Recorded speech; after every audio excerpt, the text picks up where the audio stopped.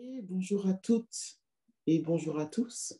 Donc, je me présente, je suis Valérie Zafra, donc vice-présidente de l'association européenne France Aplasie Médulaire. Et je vous souhaite vraiment la bienvenue et je vous remercie d'être là avec nous ce matin pour notre premier web café. Et donc, vous êtes là parce que vous avez accepté de soit de participer, enfin en tant que participant, soit en tant qu'intervenant. Donc, merci beaucoup.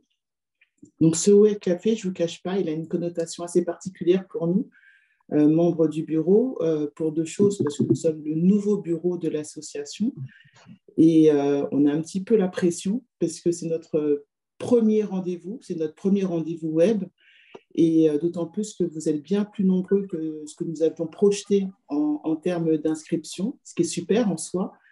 Mais je vais vraiment vous demander d'être indulgent pour ce premier exercice qu'on mène avec vous ce matin. Et on sera également très, très attentif à vos retours, à vos feedbacks, à l'appréciation que vous aurez eue de ce format pour qu'on puisse voilà, s'améliorer pour les prochains épisodes. Ce nouveau format, donc ce web café, c'est un moment d'information, d'échange. C'est un rendez-vous web avec une thématique. Et c'est vous d'ailleurs qui avez sélectionné cette thématique cet été, donc la thématique de la fatigue. C'est un format qui se fait voilà, court et dynamique et qui sera en complément, qui peut être en complément de la journée médecin-patient qu'abordera Adel Ayad, notre président, en fin de séance, qui a lieu tous les 2 ans. Et voilà, ce moment de web café permettrait voilà, de se voir de façon un peu plus rapprochée sans attendre 2 ans. Et donc, ce web café s'inscrit dans l'une de nos missions qui est d'informer et d'accompagner les patients et leurs proches, parce qu'il ne faut surtout pas oublier les proches aussi, dans le cadre voilà, de nos pathologies, l'aplasie médulaire ou l'HPN. Je vais m'arrêter là pour l'introduction. On m'avait dit, Valérie, attention, tu as 2 minutes, donc je vais essayer de ne pas trop les déborder. Et d'autant plus qu'en tant que patiente à aplasie médulaire, le sujet de la fatigue aussi me concerne particulièrement, tout comme vous qui êtes connectés ce matin. Donc encore merci.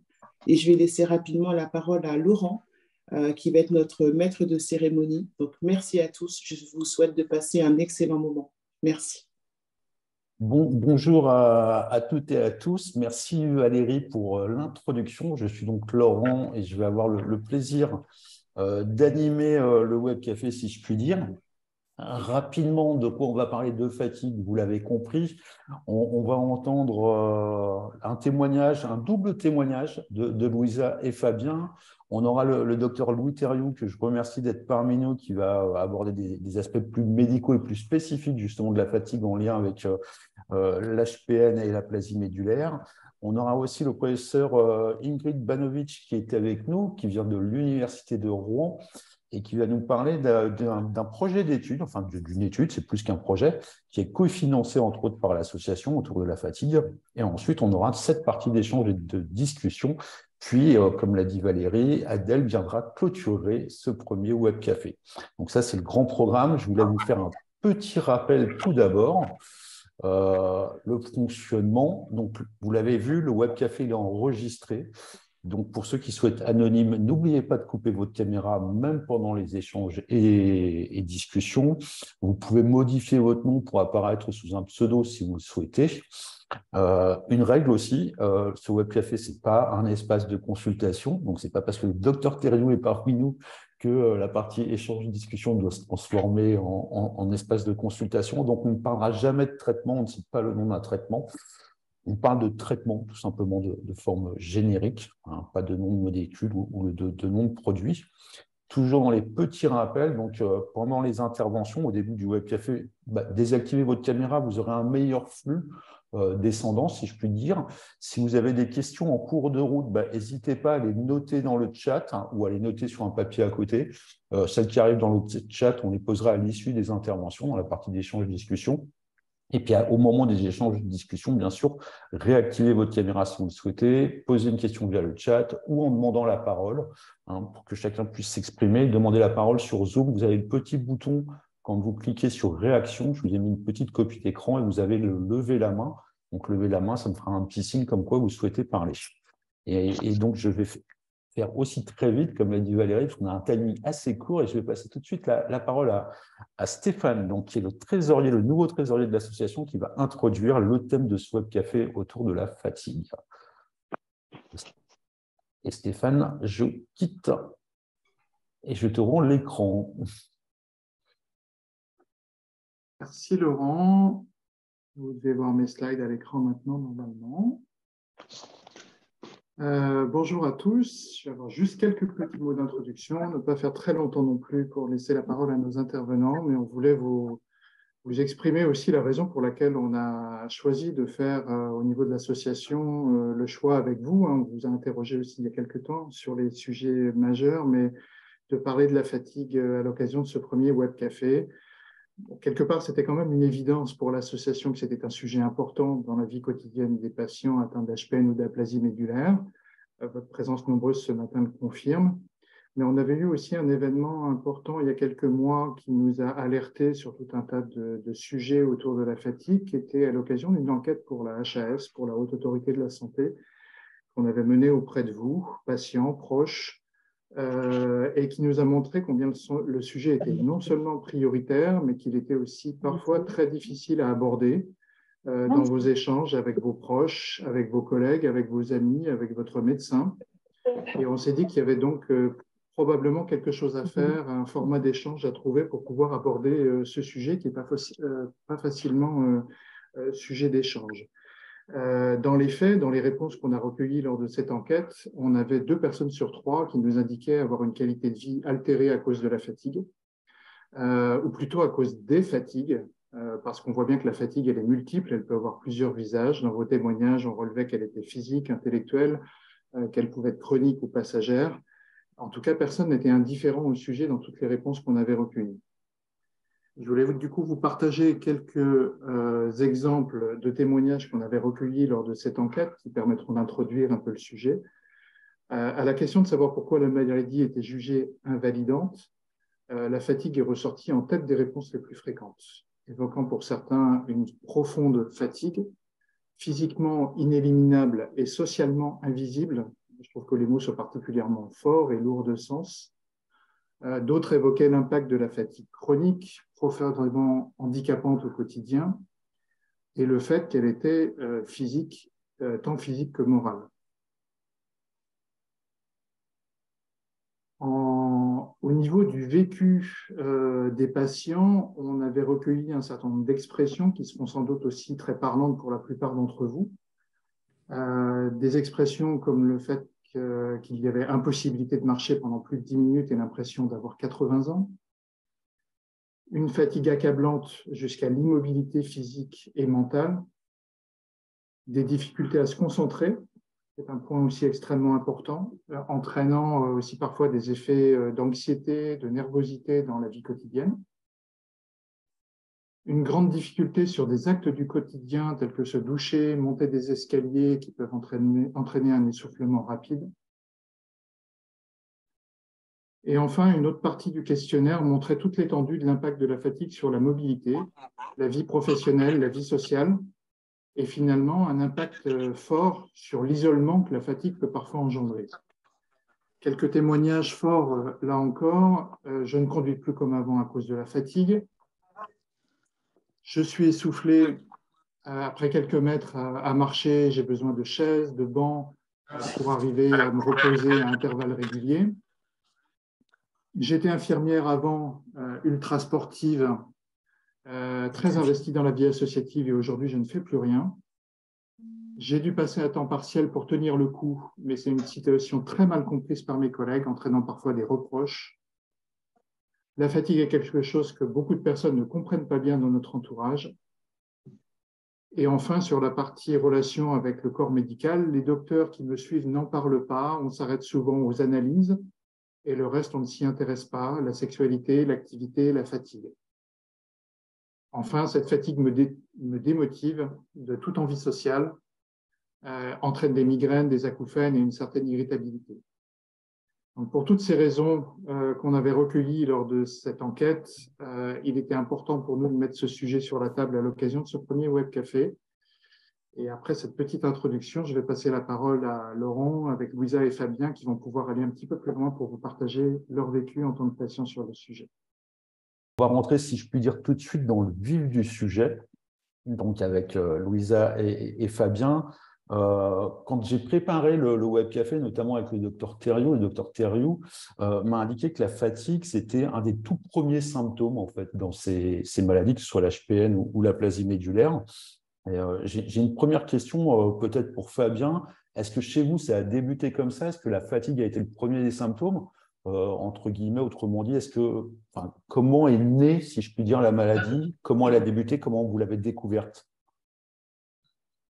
C'est une très bonne question. La maladie, en fait, il y a malheureusement, c'est lors d'une performance sportive, puisque je faisais beaucoup d'activités physiques. Et c'est vrai que les performances n'étaient plus les mêmes qu'auparavant. Je ne m'en rendais pas forcément compte. Donc, au fur et à mesure, en fait, je dédramatisais la situation jusqu'au jour où je me suis retrouvé aux urgences parce que j'avais des palpitations qui ne passaient pas. Donc, de là, il y a une errance en fait, diagnostique qui dure à peu près 1 an. Et on cherche, et pendant 1 an, en fait, ce qu'on ne sait pas aussi, c'est qu'il y a une anémie qui s'installe, donc une baisse des globules rouges, et forcément, ça entraîne une fatigue très, très importante. Mais le signe déclencheur, pour vous, ça n'a pas été tout de suite la fatigue, ou vous la cachiez, cette fatigue, si je puis dire? Je pense que ça a été vraisemblablement, ouais, comme vous dites, je me suis empêché de croire qu'il y avait un problème, et je pense que je l'ai caché, ouais, D'ailleurs, j'ai été très réticent à aller consulter à l'hôpital, donc il a fallu un petit peu de temps. D'accord. Louisa, de votre côté, vous, d'après ce que j'ai compris, c'est une découverte qui a été complètement fortuite pour vous, la maladie, et qui n'a pas débuté, enfin, vous n'étiez pas du tout fatigué, si je résume. C'est complètement ça. En fait, moi, j'ai voulu faire un don du sang. Première fois de ma vie, ça fait des années que je voulais faire un don du sang. Et quand on l'a pour la première fois, ils nous piquent le bout du doigt, en fait. Et là, ils ont remarqué qu'il y avait une anémie qui était assez importante. Donc, les analyses sont parties sur Marseille. Et à Marseille, donc, du coup, la dame m'a appelé du laboratoire le lendemain. Elle m'a dit, vous allez de suite chez votre médecin. Il y a beaucoup de choses qui ne vont pas. Vous avez des plaquettes très basses. Vous avez, voilà, il faut trouver ce que c'est. Donc, je suis allé chez mon médecin qui m'a refait des prises de sang, qui m'a envoyé chez un hématologue à Avignon. À Avignon, du coup, il m'a fait une ponction de la moelle osseuse. Et ben voilà, on a découvert ça comme ça. Voilà. Ça a mis combien de temps à peu près entre on a en fait le bout du doigt un don du sang au mois de mars, découverte de la maladie au mois de juin, puisqu'on a fait les deux ponctions de moelle osseuse, plus d'autres prises de sang. Hein. Et puis après, voilà, au mois de juin, on découvrait que j'avais une HPN, mais avec suspicion d'avoir une autre maladie à côté. Donc, du coup, là, après, j'ai été sur l'Institut Paoli à Marseille. Ouais, à Marseille. Et du coup, là, ils m'ont fait une biopsie des os et qu'il a s'avéré que j'avais l'aplasie médulaire plus l'HPN. Et entre mars et juin, la fatigue était arrivée ou vous la ressentiez toujours pas? Non, la fatigue, je l'ai ressentie après, mais je l'ai ressentie plus dans l'été, avec peut-être les chaleurs. Moi, je suis dans le sud, donc bon, du coup, les grosses chaleurs. Voilà, j'avais un épuisement total, comme si j'étais vidée de tout mon fluide intérieur. Voilà. Et ça a été compliqué. Si j'ai bien compris, c'est tout récent. Vous nous parlez de cet été, hein, pas d'il y a 10 ans. Non, cet été. C'est vraiment tout récent, quoi. Mais parce que Fabien, lui, par contre, à l'opposé, si j'ai bien compris, vous, ça fait plus de 10 ans que vous êtes diagnostiqué. 2011. Donc, on a vraiment 2 parcours différents. Vous, il y a eu la fatigue qui s'est installée alors que vous n'étiez pas encore diagnostiqué. Hein, et alors que Louisa, en fait, la fatigue, elle est venue après le diagnostic. C'est le contraire. Alors, est-ce que le psychisme, il ne fait pas aussi quelque chose? Je ne sais pas. C'est un autre point qu'on va voir un petit peu plus loin. Je reviens vers vous, Fabien. Vous nous aviez dit que vous faisiez beaucoup d'activités sportives. Hein. C'est comme ça que vous avez vu aussi vos performances qui baissaient, entre guillemets. Vous en faites encore plus quasiment aujourd'hui, je peux dire. Enfin, moi, ça me paraît assez impressionnant ce que vous faites. Comment on peut être touché par une maladie ou des maladies aussi fatigantes en termes d'impact, hein, on le voit à travers les mots qu'a montré Stéphane, et finalement arriver à se dépasser, ou est-ce que vous faites une différence entre la fatigue qui est liée à votre activité sportive, qu'on peut quasi qualifier de haut niveau finalement, enfin moi je trouve, et celle qui est liée à votre maladie? Vous différenciez les deux ou pas du tout? Oui, oui, en fait, ça part de l'apprentissage de la connaissance de son corps, finalement.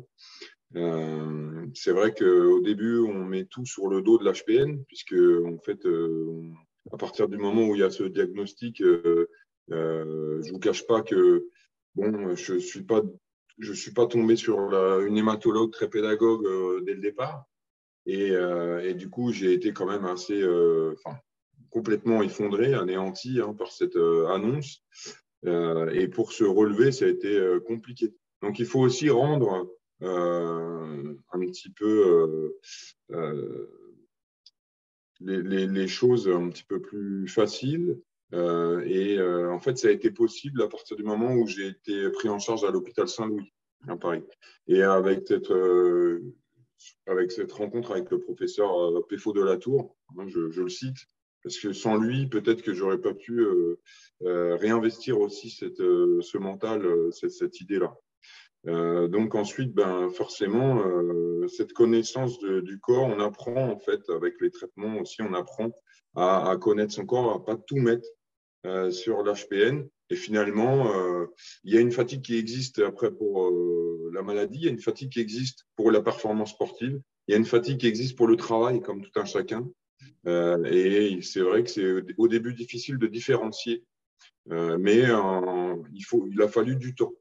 Et je pense que c'est à partir de 2016, quand j'ai participé justement avec l'association HPN au Marathon de Paris, que je devais courir avec le professeur de la Tour, justement. Et donc, c'est à partir de ce moment-là, finalement, qu'on reprend confiance, qu'on commence à s'entraîner, que c'est difficile, qu'on est fatigué, mais que bon, bah, petit à petit, en fait, il y a une progressivité aussi dans l'entraînement. On passe de 5 km, 10, 20, 30. Aujourd'hui, effectivement, faire des courses de 50 km en montagne. Mais il ne faut pas penser que ça s'est passé comme ça du jour au lendemain. Mmh. Vous avez évoqué cette partie, entre guillemets, d'errance avec une fatigue aussi psychologique, hein, le fait de ne pas savoir, entre guillemets. Vous nous reparlez de l'importance de reprendre confiance. On voit que la fatigue, justement, elle joue pleinement, c'est ce qu'évoquait déjà Louisa tout à l'heure, hein, sur une fatigue un peu psychique, mentale. Louisa, cette fatigue psychique que vous évoquez, comment ça s'est traduit chez vous, entre guillemets? Est-ce que ça vous a accablé encore plus? Est-ce que vous en avez parlé à votre entourage dans le milieu professionnel? Comment ça se déroule finalement au Ah quotidien, si je oui, puis moi, dire? autour de moi, j'ai quand même des gens, je suis entouré de bonnes personnes, des personnes qui sont là tout le temps. Et donc, c'est bon, bien sûr, au début, quand tu dis tu es fatigué, personne ne te croit parce que physiquement, ça ne se voit pas. Ça ne se voit pas. Et puis, au fur et à mesure que la fatigue s'installait, effectivement, ça se voyait, puisque du coup, j'avais des cernes dès le réveil le matin.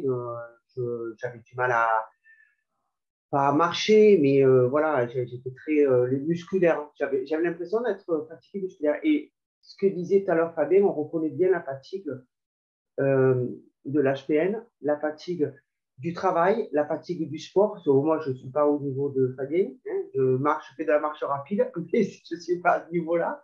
Donc, mais on reconnaît bien, ce sont carrément c'est des fatigues complètement différentes. Moi, dès le matin, je sais si je suis fatigué de l'HPN. En fait, j'ai l'impression, comme je disais tout à l'heure, que je n'ai plus de fluide à l'intérieur de mon corps. C'est un épuisement total.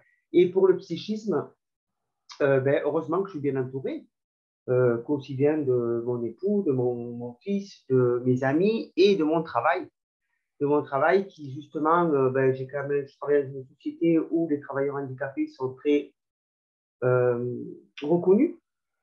Donc, moi, j'ai déjà une reconnaissance, mais par rapport à mon dos, donc ça n'a rien à voir. Et là, du coup, je suis en télétravail constant, pratiquement constant. Voilà. Donc, vous avez un entourage aussi, entre guillemets, bienveillant, si je puis dire. Ah oui, complètement, où on dialogue, où justement, ils te disent, ne te laisse pas abattre. Donc après, je ne suis pas du style, parce que bon, je suis quand même quelqu'un qui fait de l'avant. Mais c'est vrai qu'au début, quand on apprend la nouvelle, c'est pas évident, parce qu'au début, en plus, on ne nous parle pas de maladie, on nous parle de problèmes de sang. Et l'erreur que j'ai faite, comme beaucoup de gens, c'est d'aller sur Internet, hein, bien sûr, et on nous parle de leucémie. Et tant qu'on ne voit pas de spécialiste, donc moi, c'est l'hématologue d'Avignon, M. Slamak, qui est fantastique, qui a des mots et une bienveillance envers ses patients, qui justement m'a expliqué que non, ce n'est pas parce qu'on a des problèmes de sang qu'automatiquement on va avoir une leucémie. Oui, on peut avoir des maladies à vie, mais qui ne sont pas pour autant mortelles. Voilà, et ça, c'est quand même assez fantastique. Par contre, sur Marseille, alors elle était très bien, la dame, je ne me souviens plus de son nom parce que c'est très compliqué à dire, mais quand je lui dis, mais attendez, parce qu'elle me dit, vous n'avez pas droit au traitement, je lui dis, mais pourquoi? Elle me dit, parce que vous avez le taux d'hémoglobine qui est trop bas. Je dis, oui, dans ce cas-là, et qu'est-ce que je fais avec cette fatigue qui est récurrente? Elle me dit, il faut juste apprendre à vivre avec. Voilà. Donc bon, là, vous avez abordé un point particulier, c'est aussi le lien entre la fatigue, la maladie et les nouveaux traitements. Et c'est un point aussi que connaît Fabien, parce que Fabien, en étant diagnostiqué depuis longtemps, il a pu rentrer aussi dans des protocoles et a bénéficié de ces nouveaux traitements. Donc Fabien, il y a un effet immédiat ou pas des traitements ou de certains types de traitements? Pour rester général, on ne cite pas de nom de produit, je le rappelle. Il y a un effet immédiat. Moi, le diagnostic, il se fait fin 2011 et début 2012, en fait, donc c'est vrai que le taux de globules est assez bas et on fait une transfusion d'hémoglobine. Et c'est vrai qu'il y a un effet immédiat. Et juste derrière, on débute un traitement. Et à ce moment-là, on ne sait pas finalement si ça va fonctionner. On n'est pas tous égaux, je pense, face au traitement. Et il y a une chance que ça marche et une chance que ça marche moins bien. Il y en a même pour qui ça ne marche pas du tout. Donc ça, on peut me l'expliquer, l'hématologue de Saint-Louis peut me l'expliquer très tranquillement. Et j'ai la chance aussi d'être très réceptif au traitement dès le départ. Donc, tout fonctionne pour moi et petit à petit, je reprends confiance.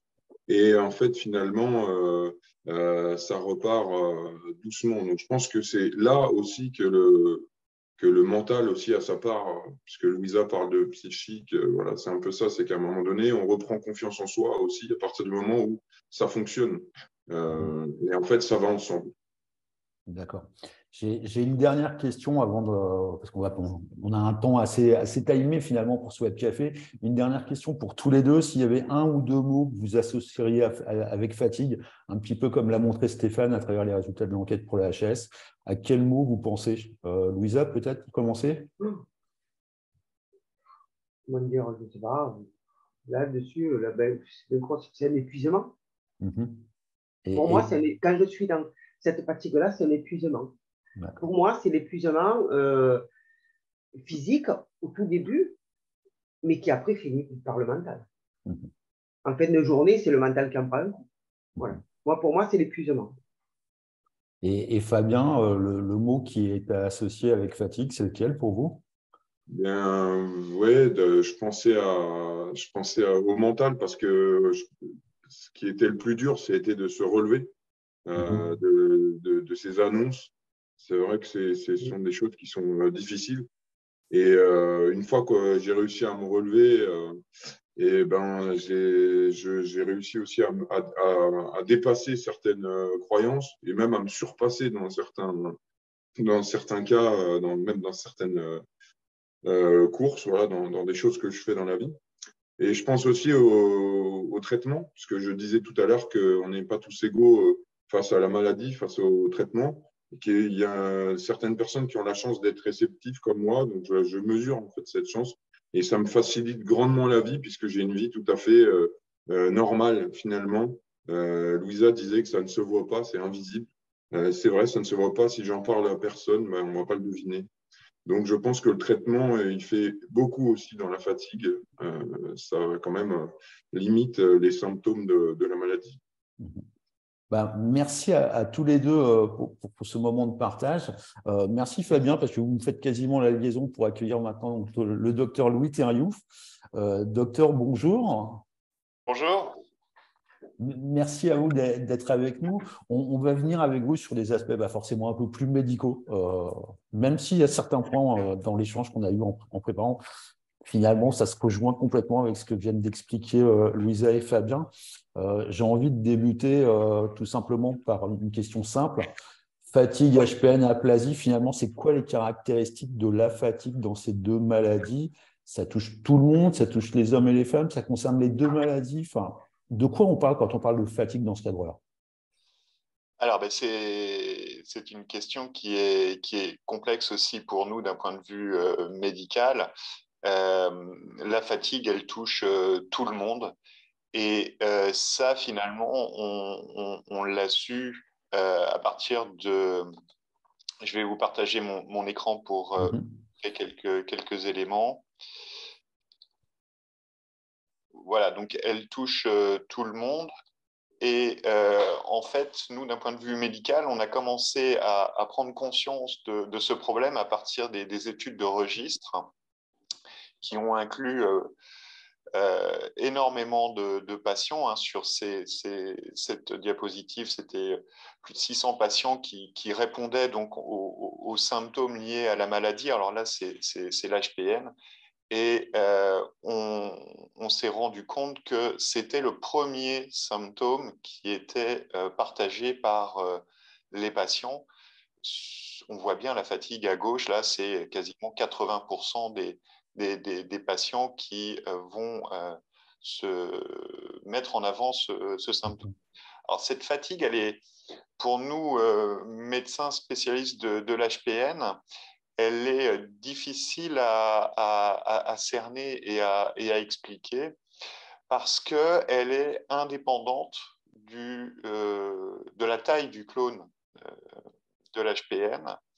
Et on retrouve cette fatigue que vous ayez un clone à moins de 10% ou un clone à plus de 50%. Et donc, il n'y a pas de lien direct entre la fatigue et, on va dire, l'activité de la maladie. Alors que certains symptômes, comme le fait d'avoir les yeux jaunes, le fait d'avoir une hémoglobinurie, eux sont clairement liés à la taille du clone. Donc la fatigue, elle a cette caractéristique. Elle touche aussi bien les hommes que les femmes. Ça, il n'y a pas de différence pour nous. Et donc, comme je vous disais, elle n'est pas liée à l'activité de la maladie. C'est ce qu'on voit à droite de ma diapositive. Si on essaye de corréler la fatigue avec le taux de LDH, qui est le reflet de la destruction des globules rouges, eh bien, il n'y a pas de corrélation. Donc, elle est vraiment indépendante de l'activité de la maladie. Alors, à quoi est-ce qu'elle serait liée, cette fatigue? Elle est sûrement multifactorielle.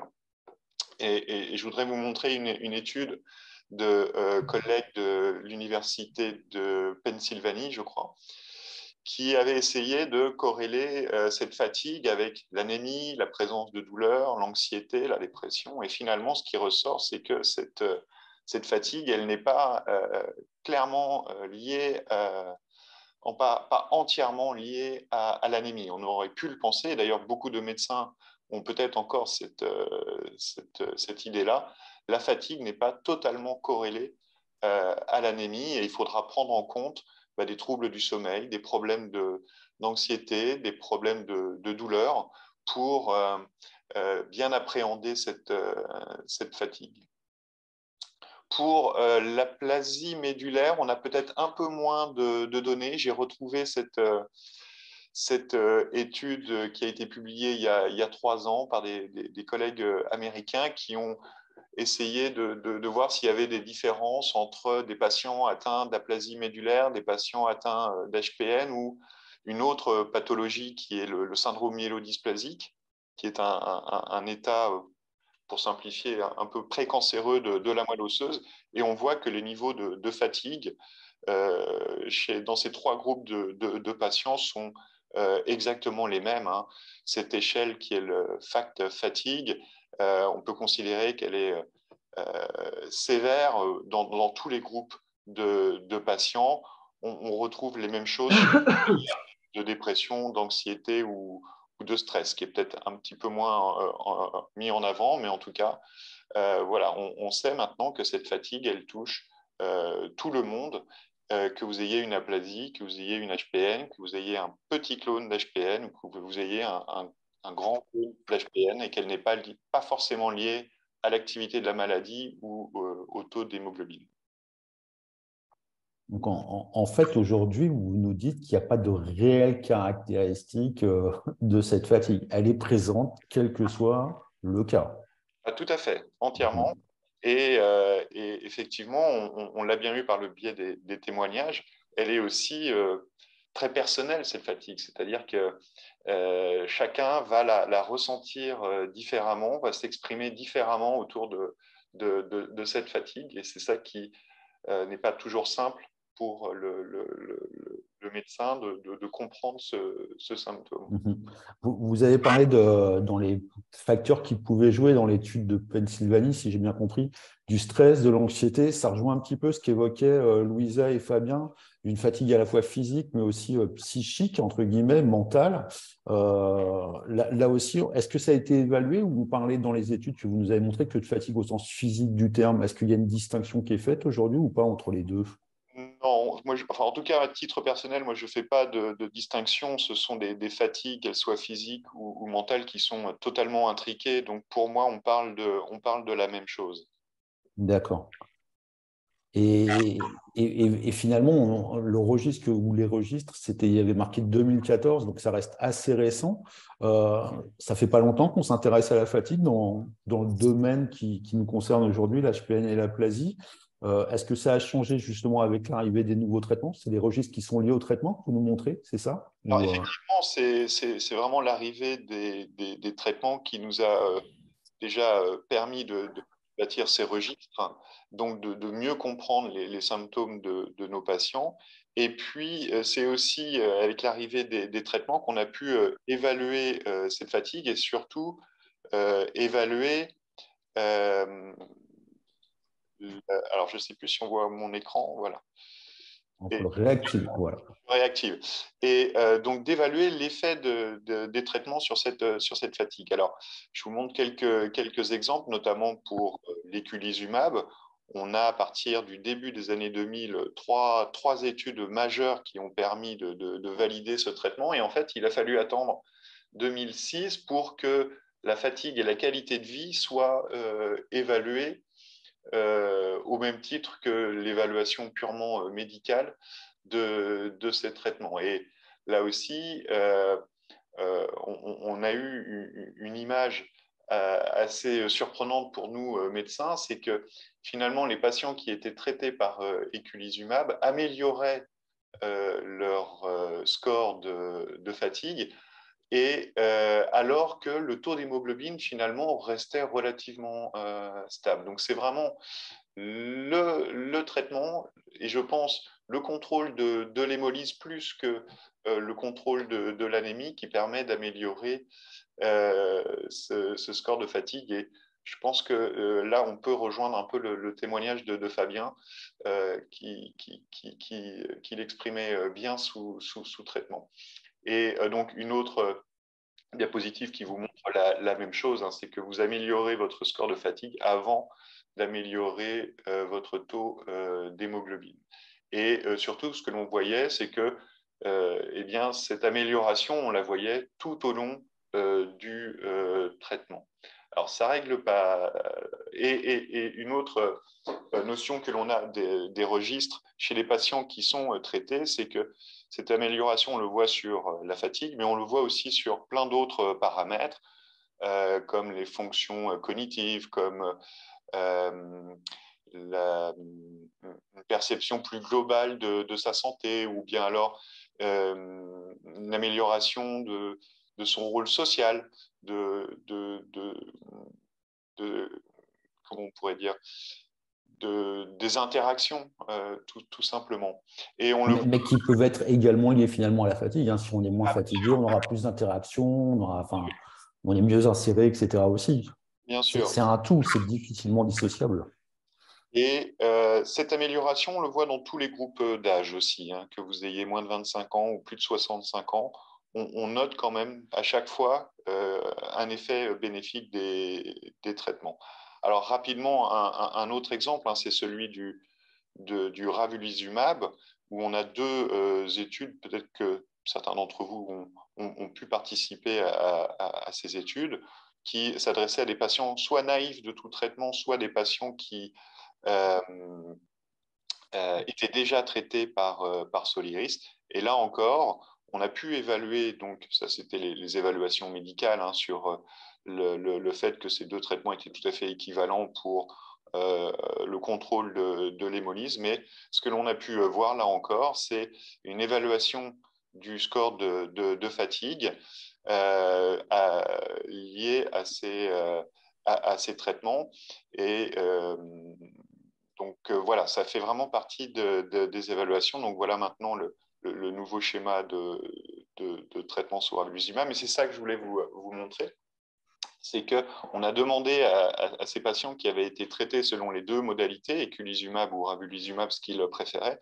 Bien entendu, aucune surprise sur le fait que c'était plus simple à gérer en termes de fréquence d'injection, de planification des soins. Mais que c'était peut-être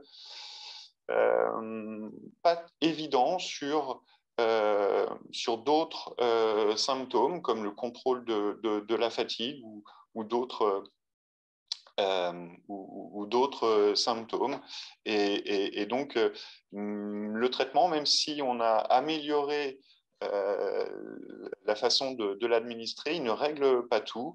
Et il reste encore des patients qui, finalement, même sous traitement, vont garder des difficultés pour gérer cette fatigue et gérer ces symptômes. Alors, un troisième exemple, et je vais aller assez vite, c'est donc une molécule qui est récemment arrivée et mise à disposition, c'est le pegcetacoplan, qui, voilà, je fais cette petite aparté, n'est réservée que aux patients qui ne sont pas bien contrôlés sous les traitements classiques. Eh bien là encore, on a eu une évaluation de la fatigue. Alors ça, c'est l'évaluation du taux d'hémoglobine avec ce nouveau traitement, et donc le fait que 80% des patients deviennent indépendants des transfusions sous ce nouveau traitement. Eh bien, on a évalué aussi ce score de fatigue, et on voit que là, ça suit la même courbe que le taux d'hémoglobine, et que si vous êtes bien contrôlé avec ce nouveau traitement, on va aussi bien contrôler votre fatigue, et ça va perdurer dans le temps. On le voit là avec une autre échelle de qualité de vie. Et donc, ces exemples pour vous montrer que maintenant, dans l'évaluation d'un médicament, l'évaluation médicale sera aussi associée à une évaluation en termes de qualité de vie, contrôle de la fatigue et contrôle de ces symptômes. Donc, c'est quelque chose qui est pris en compte et qui est maintenant évalué de façon médicale dans ces essais. Et là encore, pour vous montrer qu'on ne s'intéresse pas que à la fatigue, mais on s'intéresse aussi à d'autres paramètres, comme la dyspnée, comme la fonction sociale et l'état de santé global. D'accord. J'ai une petite question pour rester dans le domaine des études. Vous nous avez montré différentes échelles, hein, FACT, fatigue, j'ai vu passer. C'est des échelles qui existent dans d'autres maladies ou elles sont spécifiques pour l'HPN et l'aplasie? Alors non, les études que je vous ai montrées utilisent des échelles, on va dire, globales. Certaines étaient même développées, par exemple, pour étudier des patients avec des traitements anticancéreux. Donc, il faut parfois être un peu critique sur ces échelles qui ont le mérite d'exister, mais qui n'étaient peut-être pas tout à fait adaptées aux situations d'aplasie et d'HPN. Et donc, pour finir, je vous montre donc cette échelle qui a été publiée il y a 3 ans par une équipe allemande et qui, cette fois, s'intéresse particulièrement donc, aux patients atteints d'aplasie et d'HPN. C'est une échelle qui a été validé sur un peu plus d'une cinquantaine de patients. On voit bien la répartition, hein. 44% avaient une aplasie, 27% une HPN, et puis pareil, un peu plus d'un quart qui avait une association des deux, et c'était des patients qui étaient sous traitement. Donc forcément des patients qui avaient une maladie active qui nécessitait une intervention thérapeutique. Et donc, ce qui est intéressant, c'est que cette échelle permet d'évaluer énormément de domaines différents. On va vous poser des questions sur la fatigue, les symptômes physiques, psychiques, le retentissement social, professionnel, les émotions, l'anxiété. On va aborder la vie sexuelle et l'estime de soi. Donc, ce sont enfin une première échelle d'évaluation qui est dédiée donc à l'étude des patients atteints d'aplasie et d'HPN. D'accord. On arrive quasiment au bout de l'échange. Vous nous avez parlé dans beaucoup d'études. Juste, ça rentre aujourd'hui aussi dans le cadre de la pratique courante, si je puis dire, dans le cadre de la consultation, ça se passe comment? Alors, c'est difficile d'avoir une réponse uniforme à cette question. Ce qui est clair, c'est que je peux vous montrer des échelles de qualité de vie, je peux vous montrer des scores de fatigue. Ça, c'est très difficile à réaliser en consultation, et je ne suis même pas sûr que c'est un réel intérêt direct pour le patient. Mais par contre, la discussion ouverte, voir comment le patient vit sa maladie, quelles sont les difficultés qu'il rencontre, que ce soit pour ses activités physiques, pour sa vie familiale, sa vie professionnelle.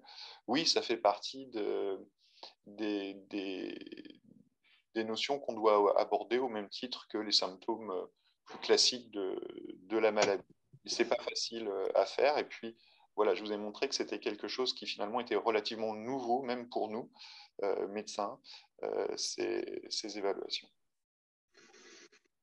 Vous vouliez ajouter quelques mots en conclusion. Je vous laisse finir peut-être. Une dernière question avant de vous laisser le mot de votre conclusion. Est-ce qu'il y a des patients que vous avez, vous, avec lesquels vous avez échangé, qui auraient des trucs et astuces qu'ils auraient partagé avec vous pour gérer la fatigue, ou ça reste encore très flou? Non, il n'y a pas de recette. Ce qui est sûr, c'est que il faut en parler, déjà reconnaître, et même pour un médecin, hein, dire que bah oui, cette fatigue, on sait qu'elle est là, on sait qu'elle est présente.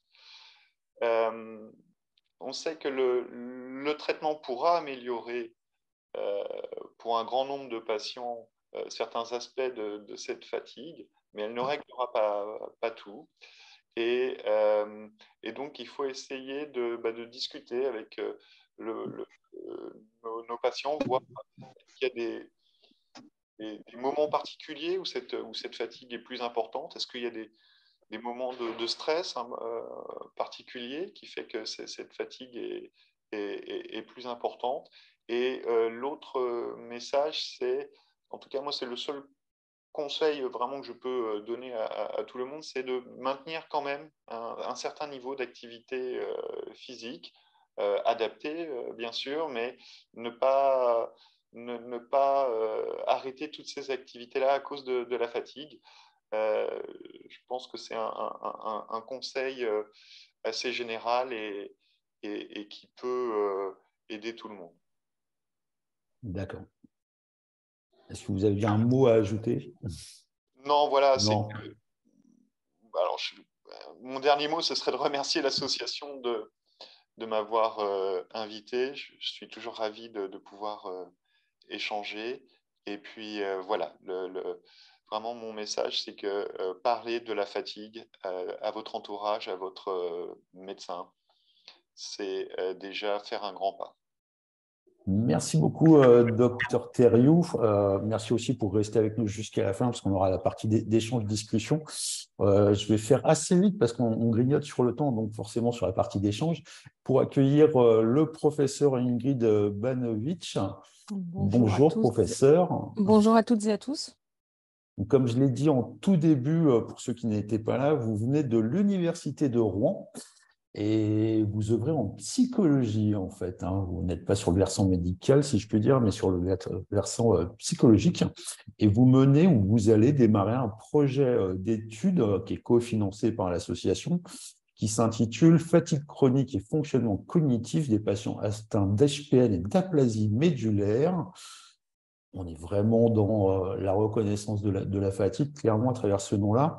Globalement ou rapidement, comment est née cette idée d'étude? C'est la genèse de votre projet. Alors, si vous me permettez, est-ce qu'il y a mon partage d'écran? Est-ce que vous voyez mon… Tout à fait. OK. Vous pouvez peut-être le mettre en plein écran, ouais.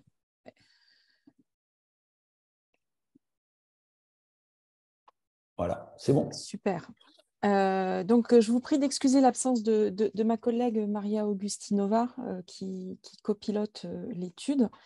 Et donc, pour répondre à votre question, la genèse du projet de recherche avec HPN, le point de départ, c'est véritablement la création d'une échelle multidimensionnelle d'asthénie chronique que nous avons créée à Rouen, avec l'équipe de Rouen, afin de proposer un outil qui permette à la fois aux patients, mais aussi aux cliniciens, d'évaluer la phénoménologie de l'asthénie chronique. Donc, je n'utilise pas le mot fatigue volontairement, parce que quand on parle de fatigue chronique, on est sur quelque chose donc, qui dure, mais le mot fatigue, c'est les fatigues, et aussi, on est encore sur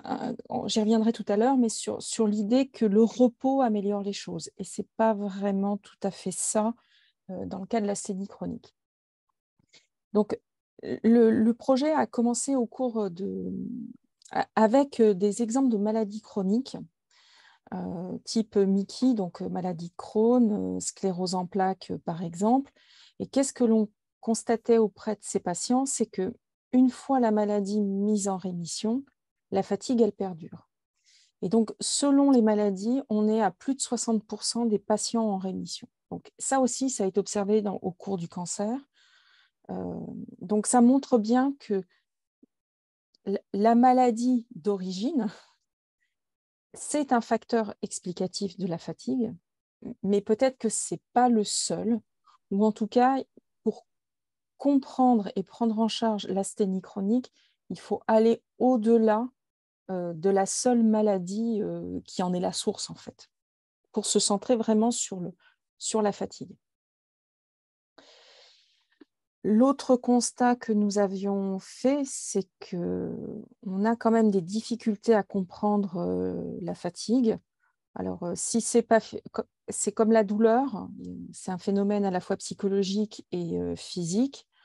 Alors, ce qu'on dit, les témoignages et aussi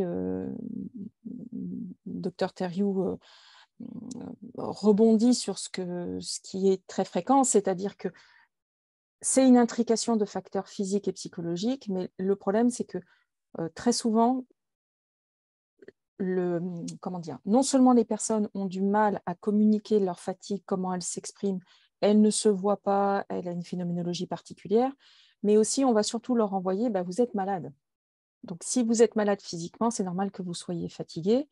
Et une fois que la maladie est stabilisée, si je peux me permettre, on va leur dire que c'est psy.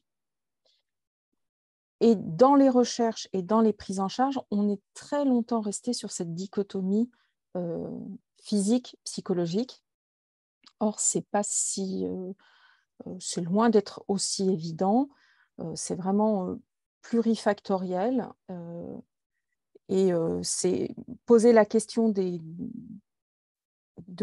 comment dire, c'est une intrication, pardon, excusez-moi, ce matin c'est un petit peu compliqué, l'intrication des facteurs psychologiques et physiques, c'est tout à fait normal. Après, essayer de déterminer quelles en sont les causes et les conséquences, ça devient très vite l'histoire de la poule et de l'œuf. C'est-à-dire qu'être fatigué entraîne des manifestations de stress, de dépression, une altération de la qualité de vie. Et bien entendu, le fait d'être dépressif ou d'avoir des troubles anxieux se surajoute à la maladie qui épuise elle aussi. Constat aussi qu'il y a une difficulté à évaluer l'état de fatigue.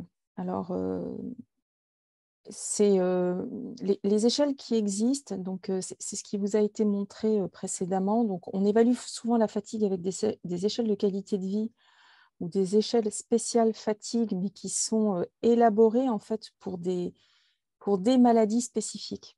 Donc, les plus connues, les plus utilisées ont été développées pour le cancer. Il y a quand même des limites, c'est-à-dire que ces échelles, elles plafonnent très vite. C'est-à-dire qu'on va évaluer quelqu'un, on va avoir une représentation de sa fatigue à l'instant T, ce qui est très intéressant. Toutefois, si on le réévalue 6 mois après, il y a une très forte probabilité pour que le score ne bouge pas. Ça veut dire quoi? Ça veut dire que soit son état de fatigue ne s'est pas amélioré, ce qui est peu probable, c'est plus que la fatigue, enfin, les échelles ne saisissent pas les modifications fines, mais pourtant importantes en termes de retentissement quotidien.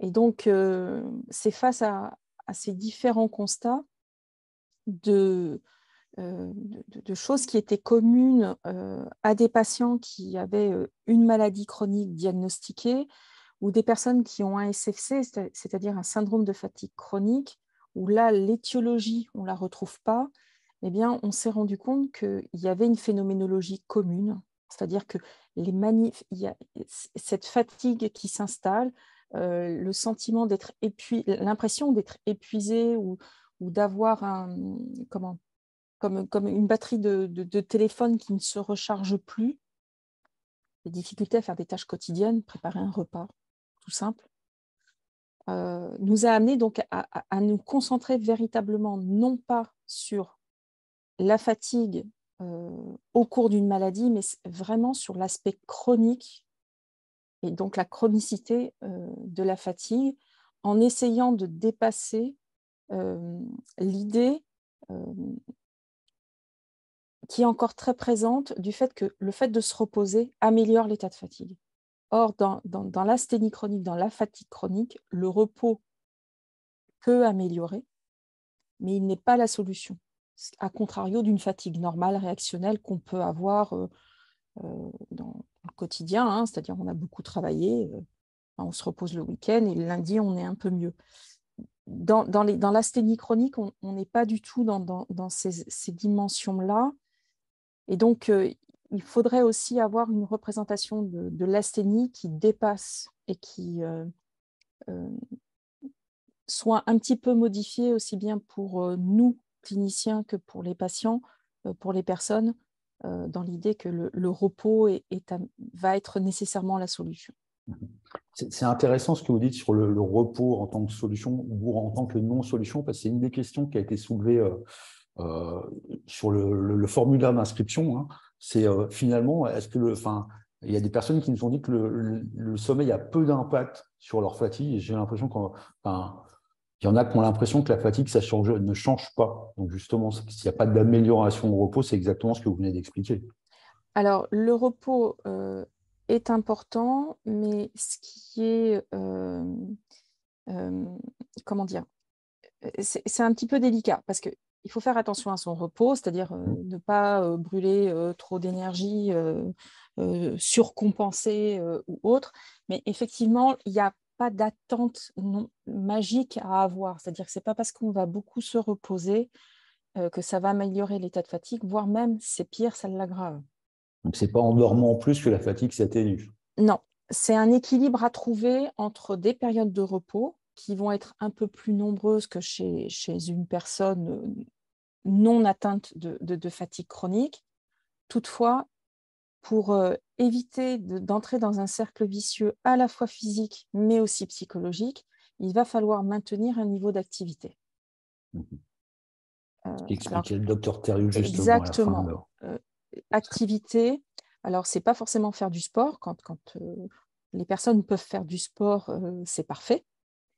Mais l'idée, c'est véritablement de maintenir, sortir de chez soi, avoir des activités plaisantes et puis, dans la mesure du possible, conserver une vie sociale la plus normale possible. Mais en tout cas, éviter au maximum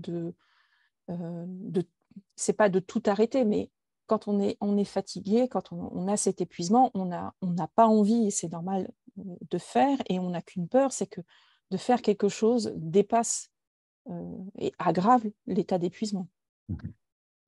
Or, ce n'est pas la logique qu'il faudrait adopter, en fait. Et c'est la difficulté aussi. C'est un apprentissage. Et je rejoins le témoignage de Fabien, si je peux me permettre, c'est qu'on ne compose pas avec l'asthénie chronique du jour au lendemain. Ça se fait progressivement, c'est étape par étape, et puis c'est aussi en fonction de l'état du moment qui est nécessairement changeant. C'est ce qu'il disait quand il parlait d'apprendre à se connaître, en fait, c'est ça? Exactement. On a compris l'idée générale sur la base de votre programme de recherche.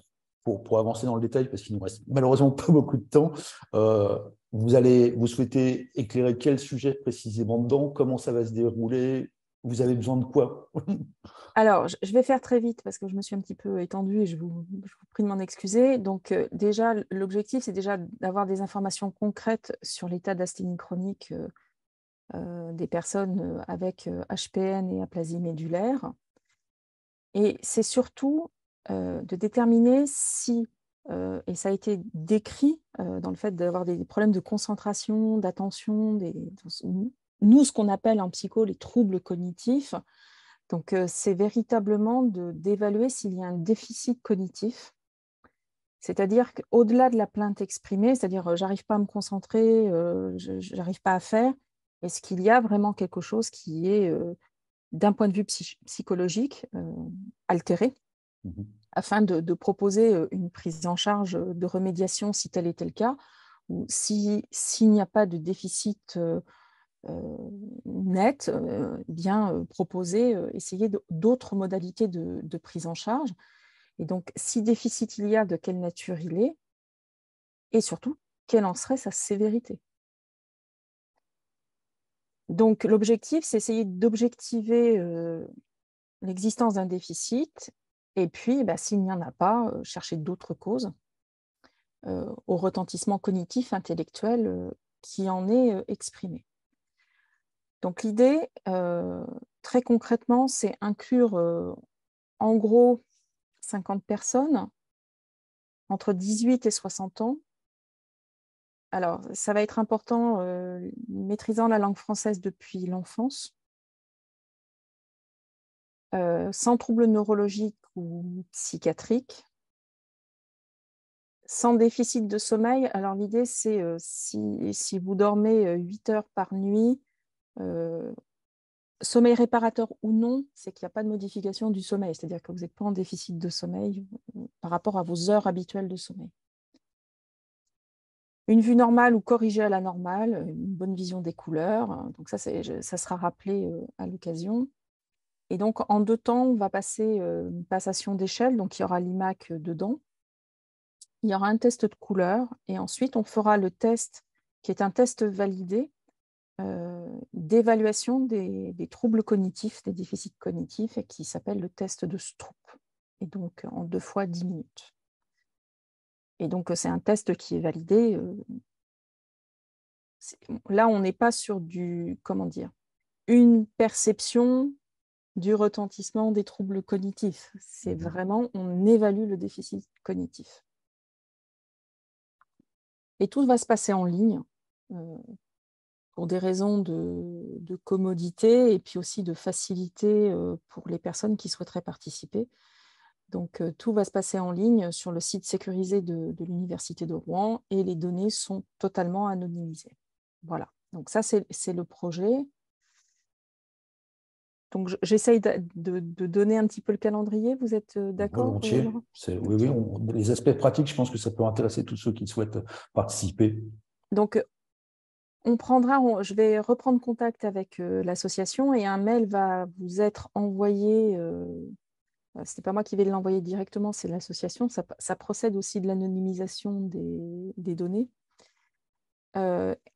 Où on rappellera l'objectif de la recherche, donc ce que j'ai essayé de vous expliquer rapidement ce matin.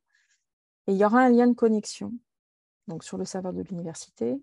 Ce lien sera activé 48 heures après l'envoi du mail. C'est-à-dire que pour des raisons éthiques, on doit laisser un temps de réflexion, ce qui est tout à fait normal. Et donc, pour être sûr qu'il y ait un temps de réflexion, et qu'on corresponde aux principes éthiques, on activera le lien que 48 heures après l'envoi du mail. Donc, mi-janvier, fin janvier, on enverra le mail et les inclusions s'échelonneront entre février et juillet 2023. Deuxième semestre 2023, on traiteront les données et analyserons les résultats et nous vous ferons une restitution à la fin de l'année prochaine. D'accord. Il y a un point qu'on a abordé lors de l'échange aussi en vue de la préparation du Web Café, c'est qu'avant l'étude même, vous souhaiteriez peut-être échanger avec quelques personnes. Oui. Je dirais pour éclairer en fait les chiffres futurs, c'est ça, si j'ai bien compris? Oui. Alors, je travaille comme ça.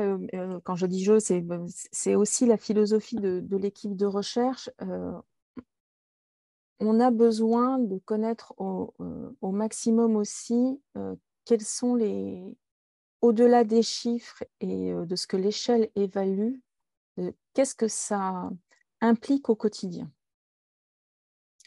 Et donc, j'essaye toujours de conduire des entretiens très libres, hein, mais pour avoir un partage d'expérience sur la fatigue associée à l'HPN et à l'aplasie médulaire. Donc, s'il y avait des personnes qui accepteraient d'échanger avec moi pour une vingtaine de minutes, 30 minutes maximum, parce que c'est comment dire, le retentissement de la fatigue, de l'asthénie chronique et les conséquences au quotidien ne sont pas nécessairement... Il y a des conséquences communes, maladies chroniques, etc.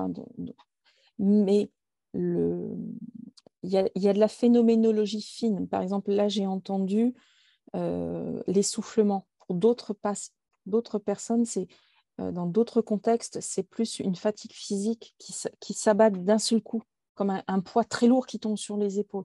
Donc, on a des différences fines et l'échelle n'est pas en mesure de les capter, ce qui est tout à fait normal. On ne peut pas tout demander à un outil.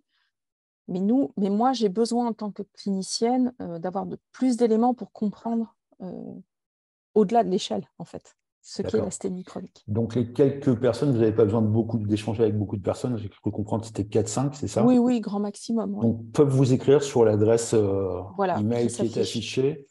On la repartagera via l'association également. Et assez rapidement. Merci. Et ça se fera en visio. Hein. Il n'y a pas de déplacement, rien. D'accord.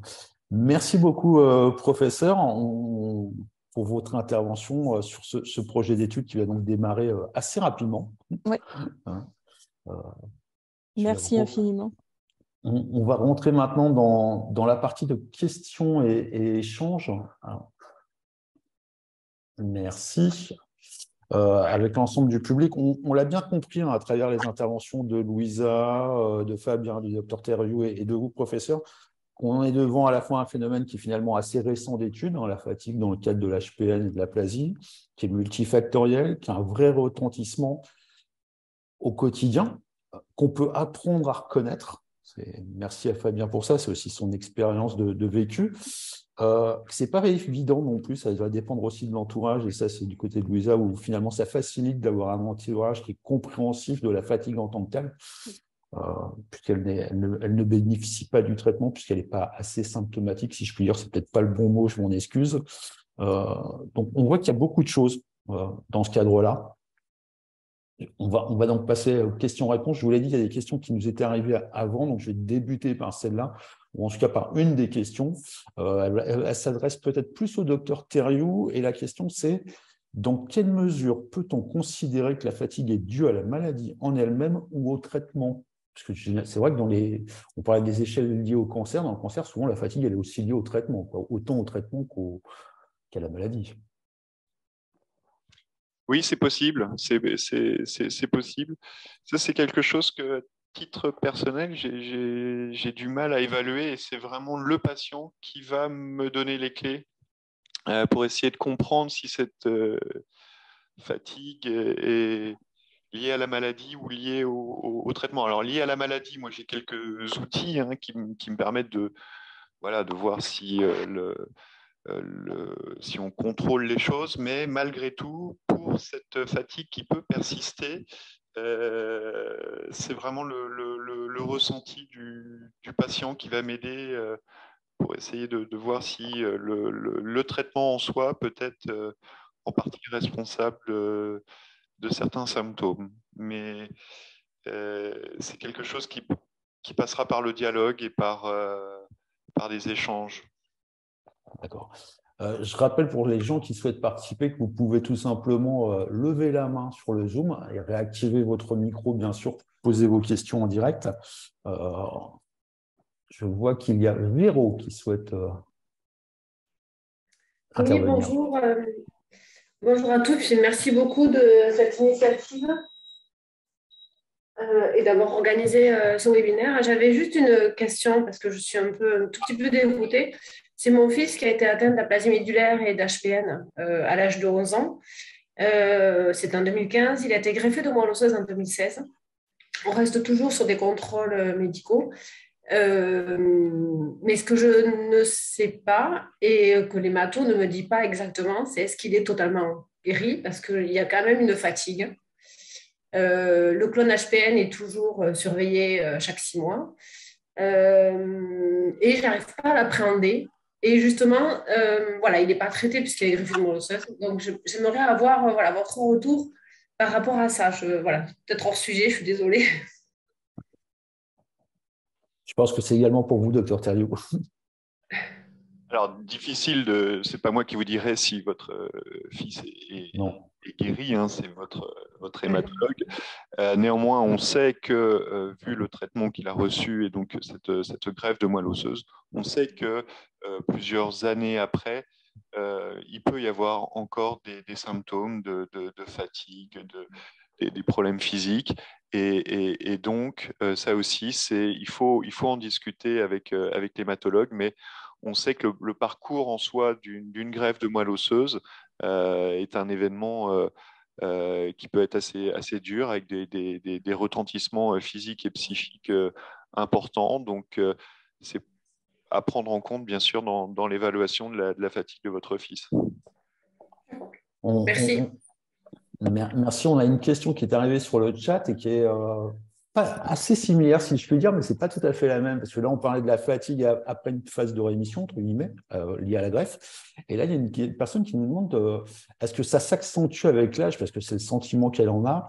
La fatigue s'accentue avec les années. Est-ce que c'est lié à l'âge? Est-ce que c'est lié à la maladie? Enfin, quel sentiment vous avez sur ce sujet-là, docteur Thériault? Moi, je n'ai pas l'impression qu'il y ait de différence liée à l'âge. C'est aussi des données qu'on a eues dans les registres. Comme je vous montrais sur certaines évaluations, que vous ayez 25 ans ou plus de 65 ans, finalement, la problématique est la même. Je ne crois pas qu'elle s'aggrave, elle doit sûrement se vivre différemment, mais ça restera une problématique, quel que soit votre âge. Une question qui a été posée au préalable et qui est peut-être plus du côté de l'association cette fois-ci. Peut-on être reconnu travailleur handicapé, donc RQTH, du fait de la maladie et de la fatigue? C'est deux sujets différents, entre guillemets. Un peu comme l'expliquait Louisa, quoi. Elle n'a pas de marqueur suffisant pour être traitée, donc peut-être pas pour être, je ne sais pas, reconnu RQTH ou pas. Mais en tout cas, la fatigue, elle est réellement présente. La fatigue, ça suffit pour être en RQTH? Bonjour, c'est Adèle Ayad, président de l'association. On s'est renseigné pour ça, parce que c'est une des questions. RQTH, la fatigue, ce n'est pas un facteur pour avoir la RQTH.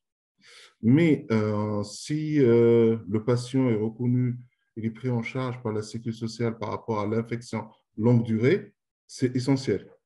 Donc, puisque la plupart des patients, si je fais la conclusion, la plupart des patients sont automatiquement, ils sont en infection longue durée, normalement, c'est un point qui en faveur pour avoir l'RQTH. Après, c'est des démarches administratives. La personne qui s'occupe de pour gérer ce genre de dossier, c'est Gérard Breton, M. Gérard Breton. Et donc, n'hésitez pas à nous écrire. On peut vous aider pour ça, pour faire la demande ou vous joindre des documents pour faciliter les choses lors de la demande auprès de la MDPH, Maison départementale des personnes handicapées, ou bien pour obtenir une invalidité. Voilà. Ça, c'est la réponse de l'association. Après, nous, on essaie de faire au mieux. Pour aider chaque personne. Voilà. Merci Adèle pour la précision. Encore une question pour le docteur Thériault. Je m'en doutais un petit peu qu'il y en aurait beaucoup pour vous, docteur. On nous demande si les personnes atteintes d'une aplasie médullaire puis d'une HPN seront-elles fatiguées toute leur vie, ou est-ce que la fatigue ne va pas forcément les concerner, entre guillemets? Est-ce qu'on peut ne pas être fatigué avec ces maladies? Ça arrive ou pas? Oui, bien sûr. On voit bien, ce n'est pas 100% des patients sur les enquêtes qu'on peut mener. Donc, il y a des patients qui n'exprimeront pas ce sentiment. Donc, ce n'est pas une fatalité. D'accord. Alors, une question qui est peut-être pour vous, Ingrid.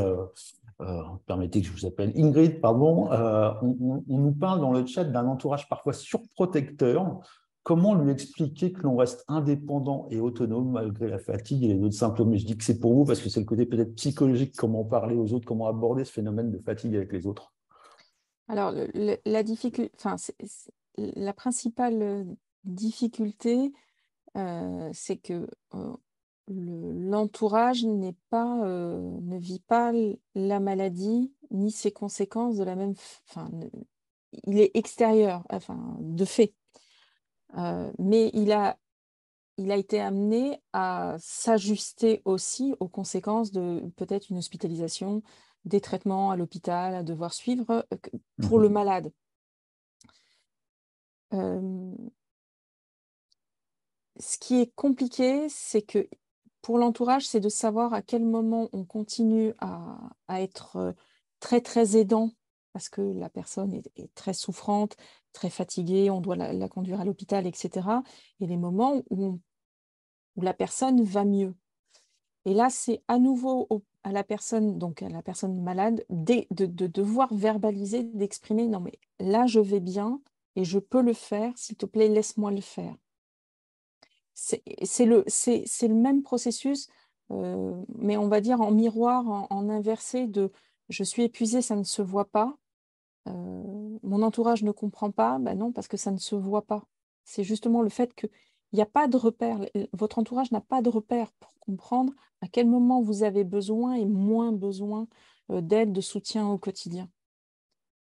Et donc, c'est vraiment l'enjeu vraiment relationnel et aussi les explications qui vont pouvoir être données par la personne qui est malade et aussi de dire, bah voilà, là j'ai besoin et j'ai besoin peut-être que tu me fasses les courses ou que tu m'accompagnes chez le médecin. Et puis à d'autres moments, c'est non, mais là ça va, je gère. T'inquiète pas, je gère. D'accord. En fait, c'est ce que disait aussi le docteur Thériault. Il faut aussi oser en parler dans un sens. Comment il faut oser parler du fait d'être fatigué, il faut oser parler du fait d'être surprotégé, entre guillemets.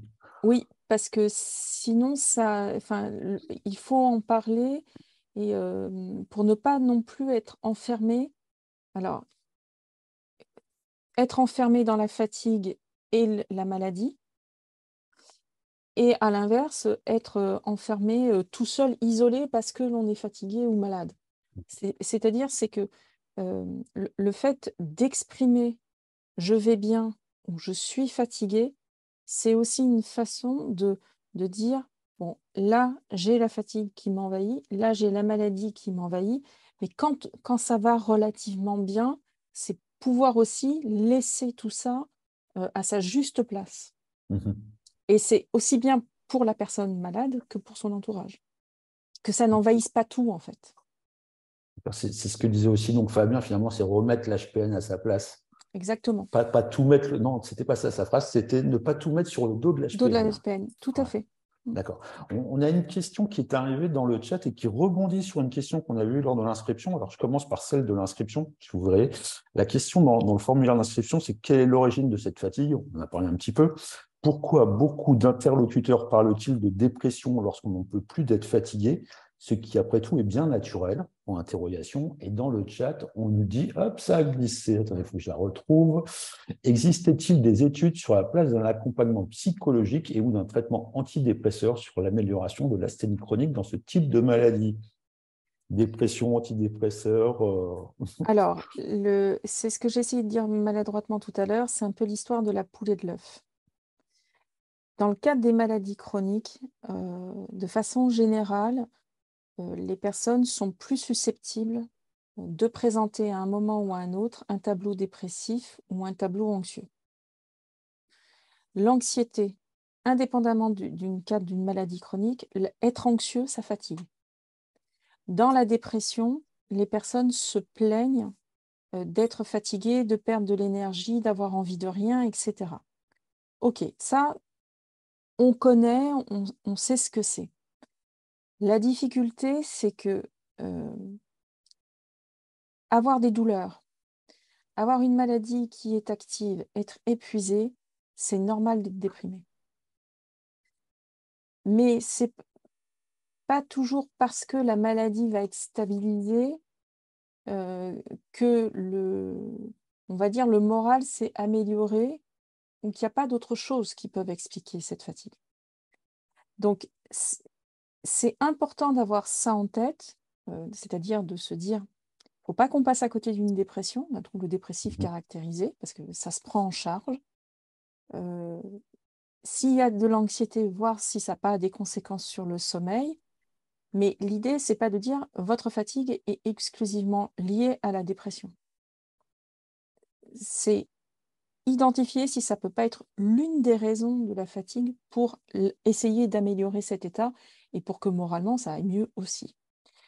En ce qui concerne l'accompagnement psychologique, ça marche, mais ça n'a pas un effet, comment dire, la fatigue ne va pas disparaître totalement. Alors pour certains, si, mais c'est toujours pareil. S'il y a un état d'asthénie chronique lié à votre maladie au départ, la prise en charge psychologique va améliorer un certain nombre de choses, mais il y a la probabilité pour que ça disparaisse totalement, pour le moment, le traitement ne permet pas ça. Enfin, les prises en charge ne permettent pas ça. D'accord. Du côté plus études médicales, docteur Thériault, vous avez vu passer des choses sur ce point-là, sur des dispositifs qui auraient été évalués, de mise en place de traitements antidépresseurs dans le cadre de l'HPN ou de l'aplasie, qui auraient un retentissement sur l'asthénie chronique, sur la fatigue? Alors, pour HPN et aplasie, non, je n'ai pas connaissance d'études spécifiquement étudiant le rôle des antidépresseurs.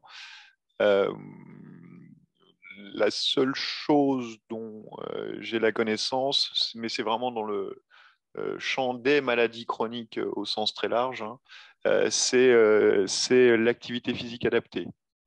Ça, oui, ça a montré un effet.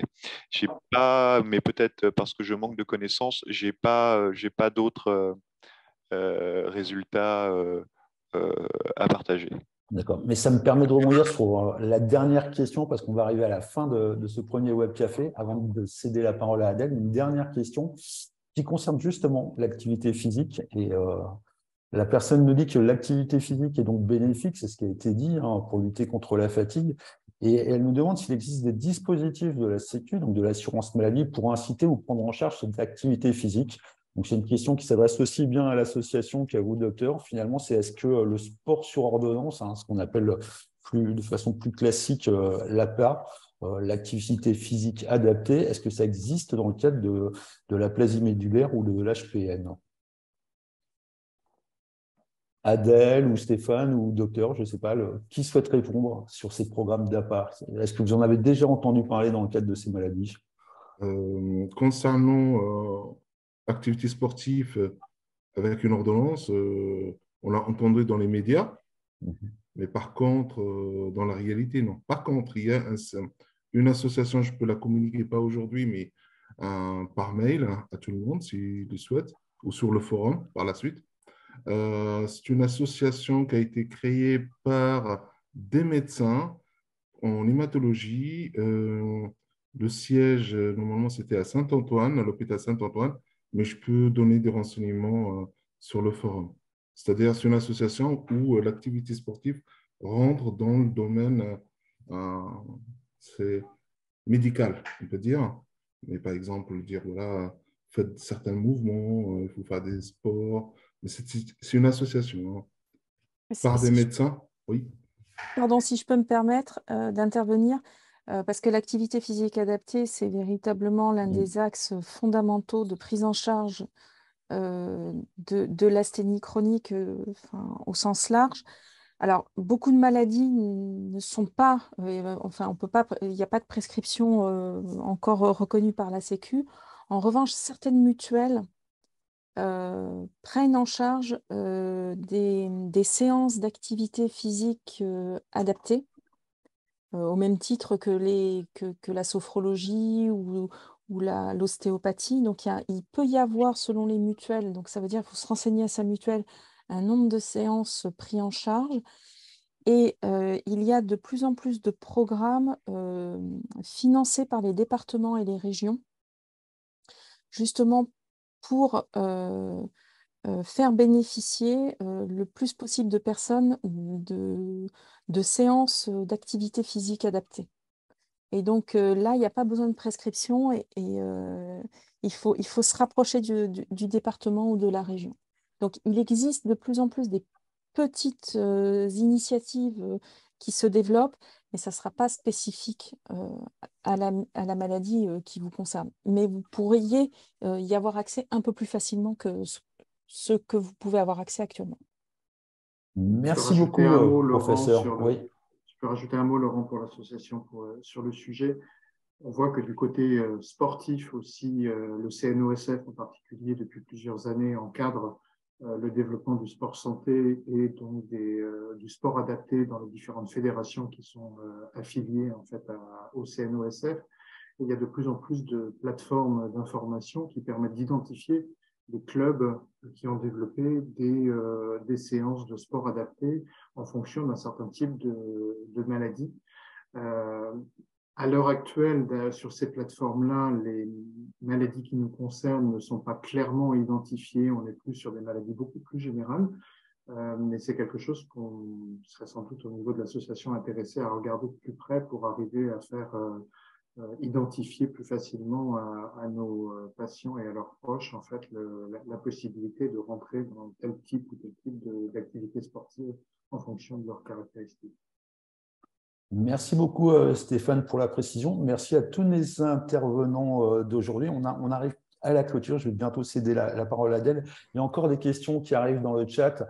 Ce que je vous invite à faire, c'est de poursuivre cette discussion, ce web café sur le forum de l'association. Fabien y intervient assez régulièrement pour parler de fatigue aussi. Donc, n'hésitez pas à poursuivre les échanges sur le forum. Et puis, Adèle, je vous cède la parole pour le mot de la fin. Donc, je tiens à remercier les intervenants, Louisa et Fabien, pour leur témoignage, car il n'est pas toujours simple d'aborder ces sujets en public. Le docteur Louis Thériault pour sa disponibilité et son apport. La professeure Ingrid Banovic, dont nous attendons les résultats de ses travaux avec impatience et aussi de notre participation aussi par la suite. Nous remercions aussi nos partenaires institutionnels qui ont permis la mise en place de ce web café, les laboratoires Sobi et Alexian. Évidemment, nous continuons le débat sur notre forum. Pour ceux qui sont déjà inscrits, ils peuvent continuer. Et pour ceux qui ne sont pas inscrits, il suffit d'accéder sur notre site officiel, HPN hpnfrance.com, onglet forum, ou bien directement en tapant forum au singulier, .hpnfrance.com. Ce webcafé était un premier pour nous. Nous espérons l'ensemble du bureau, Valérie, Stéphane, Isabelle, Rodica et moi-même, que ce nouveau format d'échange vous a plu. Prochainement, vous allez recevoir un questionnaire. Le but, c'est peut-être des sujets ou bien aussi nous vous solliciterons et solliciterons tous les membres de l'association afin de définir des jours et des créneaux horaires qui vous conviendraient au mieux pour organiser des webcafés en matinée, en week-end comme aujourd'hui, et pourquoi pas en fin d'après-midi, en semaine. Comme elle a dit Valérie au début, un dernier point important et en exclusivité, voilà, la date de la 6e journée nationale médecins-patients en présentiel est donc fixée pour le samedi 10 juin 2023. Donc, soyons nombreux et inscrivez-le dans votre agenda. Et finalement, et enfin, encore merci à tous et tout spécialement à nos 4 intervenants. Et à très bientôt.